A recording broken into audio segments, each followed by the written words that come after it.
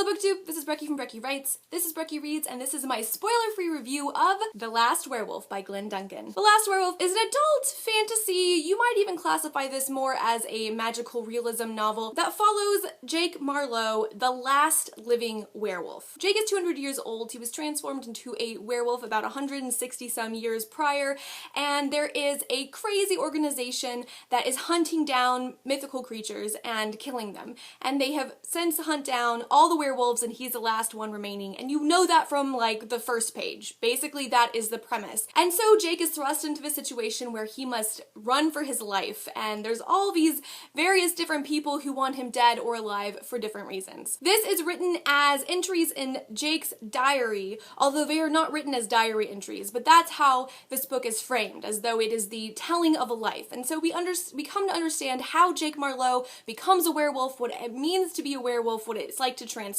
and what kind of violence ensues. In this mythology, werewolves actually eat people. They have to eat a human every month during the changing of the full moon, and so what it's like to live with that kind of violence. This is the story of Jake deciding whether or not he even wants to fight, whether or not he's really just tired of living, or if he really wants to keep striving and keep going, knowing what kind of monster he is. It's an interesting look at the psychology of someone who might be 200 years old and a werewolf, and also who has to live with all these acts of violence. And it is also pretty action-packed. I mean, there's kidnapping, there's murder, there's vampires, there's this crazy anti-mythical creature organization, like there is a lot going on. All of that said, I didn't really enjoy this book, which was unfortunate because I was really looking forward to it.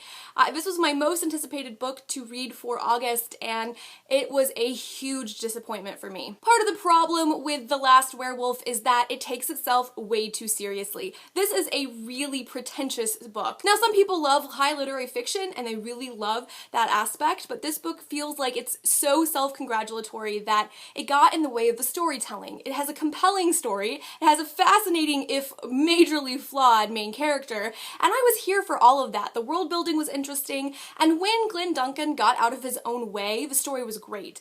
But he has a penchant for stringing metaphors together, for using things in a way that sort of tout how intellectual he as a writer is, that make no sense in the context of the story, and I just really found it irritating. Now, I read this in a buddy read with my friend Caitlin, and this we discovered is actually the first in a trilogy, although it is written kind of like a standalone, so you don't actually need to read the other books. She's gonna continue, and I'm not. I haven't given this book a rating on Goodreads because for me it falls somewhere between a 2.5 and a 3-star, leaning more towards the 2.5. I think for me what is most irritating was the style. It is so pretentious, and if you like J.D. Salinger, if you like really high language, and if you like books that, I don't know, books that like themselves and like you to know they like themselves and use language almost as a combat tool, then you might like The Last Werewolf, but I just found it irritating. There were some things in here that were absolutely unnecessary. Like, for example, in chapter 9, Glenn Duncan likens a bunch of guys getting drunk to giving themselves autism.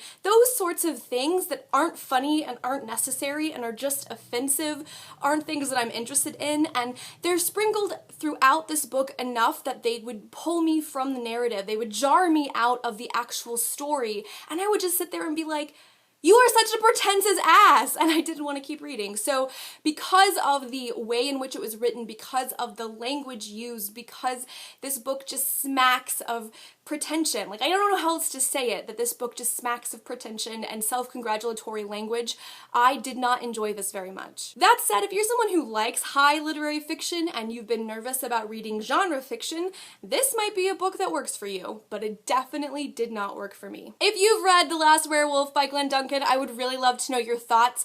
From Goodreads, this is a really polarizing book. I found that people either loved it and like absolutely were on board, 5 stars, were here for it, or they hated it and they gave it like a 2-star rating. I didn't see that many like 3 and 4-star ratings. Lots of people who loved it or hated it, and I'm on the hated side, which is surprising because the werewolf myth is one of my favorites and I was really excited about this, but it just did not work for me. Thank you guys for watching. I hope you are all doing well, and I will talk to you soon. Bye!